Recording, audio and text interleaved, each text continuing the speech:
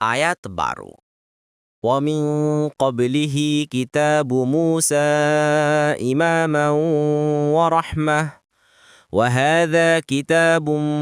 مصدقا لسانا عربيا لينذر الذين ظلموا وبشرى للمحسنين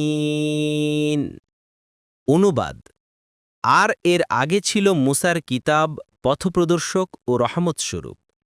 আর এই কিতাব তার সত্যায়নকারী আরবি ভাষায়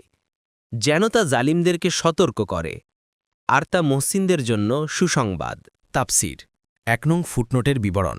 এ আয়াত থেকে প্রমাণ পাওয়া গেল যে রাসূলুল্লাহ সাল্লাল্লাহু আলাইহি ওয়াসাল্লাম কোনো অভিনব রাসূল এবং কোরআন কোনো অভিনব কিতাব নয় যে এতে ঈমান আনতে আপত্তি হবে বরং এর আগে মুসা আলাইহিসসালাম রাসূল রূপে আগমন করেছেন এবং তার প্রতি তাওরাত নাজিল হয়েছিল ইহুদি ও নাসারা এমনকি কাফেরদেরও অনেকেই তা স্বীকার করে